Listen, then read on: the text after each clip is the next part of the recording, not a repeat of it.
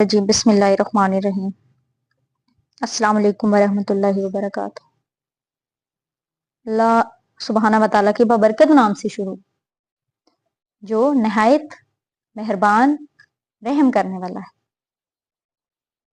سورہ آل عمران ہم پڑھ رہے تھے۔ سورہ آل عمران کا یہ دوسرا سبق ہے اور اس کی آیت نمبر ہے 10۔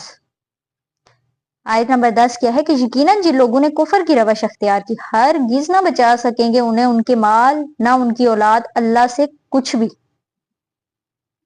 اور وہ تو سب کے سب آگ کا ایندھن بنیں گے۔ اب دیکھیں کہ جن لوگوں نے کفر کی روش اختیار کی تو ان کے لیے کہ ان کو ان کے مال یا ان کی اولاد کوئی بھی چیز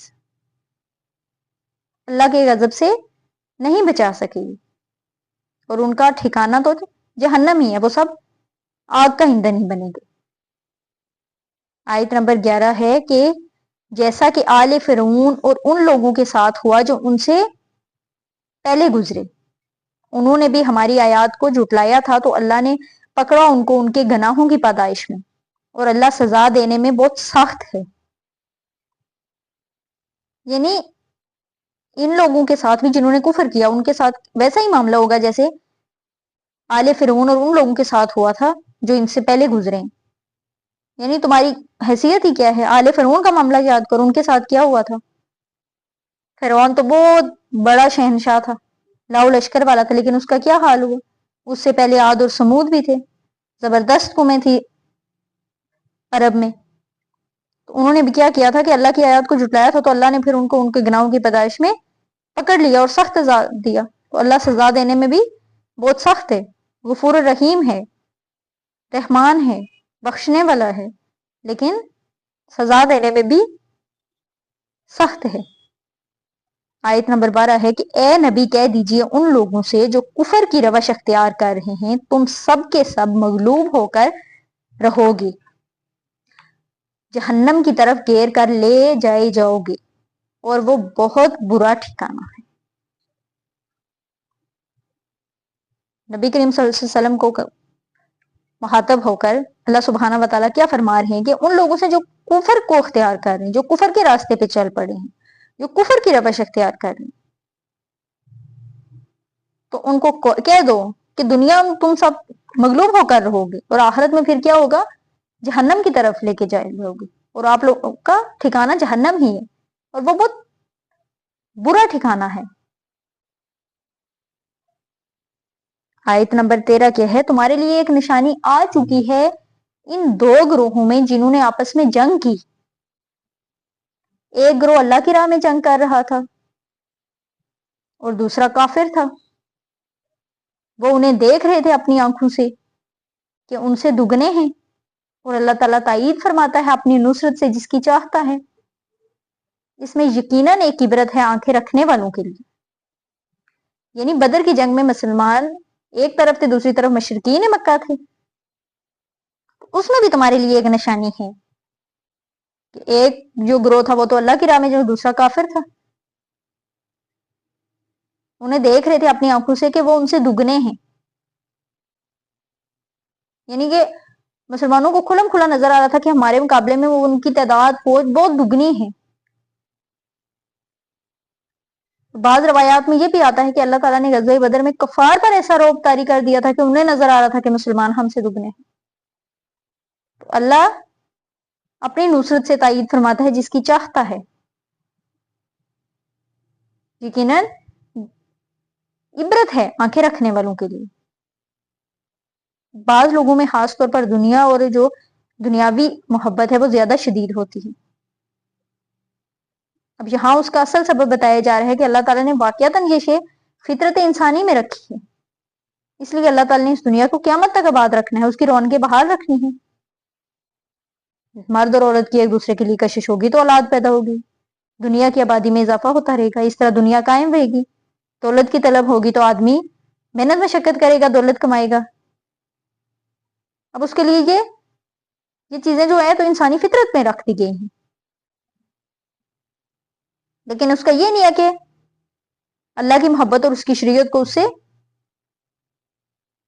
بالا کر رکھا جائے۔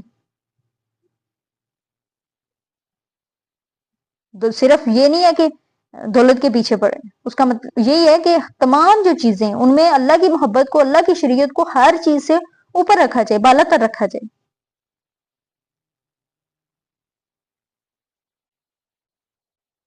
آیت نمبر 14 کیا ہے؟ مزین کر دی گئی ہے لوگوں کے لیے مرغوبات دنیا کی محبت، جیسے عورتیں اور بیٹے،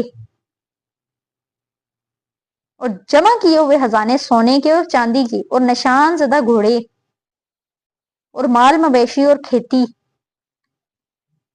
یہ سب دینوی زندگی کا سر و سامان ہے، لیکن اللہ کے پاس سے ہے اچھا لوٹنا۔ اب دیکھیں، مرغوبات دنیا میں پہلی محبت عورتوں کی گنوائی گئی، یعنی جنسی جو جذبہ ہے، اللہ تعالی نے سب سے پہلے اسی کا ذکر کیا۔ اب لیکن واقعہ یہ کہ مرد اور عورت کے مابین کشش انسانی فطرت کا لازمہ ہے۔ رسول صلی اللہ علیہ وسلم نے بھی فرمایا کہ میں نے اپنے بعد مردوں کے لیے عورتوں کے فتنے سے زیادہ ضرر رسان فتنہ اور کوئی نہیں چھوڑا، کہ ان کی محبت انسان کو کہاں سے کہاں لے جاتی۔ اور پھر کیا ہے؟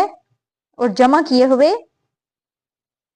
پھر انسان کو بیٹے بہت پسند ہیں، اس کی نسل، اس کا نام چلتا رہے گا، بڑھاپے کا سہارا بنیں گے۔ اور جو خزانے ہیں جمع کیے ہوئے سونے چاندی کے، عمدہ نسل کے گھوڑے ہیں جنہیں چن کر تم ان پر نشان لگائے جاتے ہیں، مال مویشی، یہ جانور ان کے مالکوں کے لیے مال کی حیثیت رکھتے ہیں، یہ سب دنیاوی جو زندگی ہے اس کا ساز و سامان ہے۔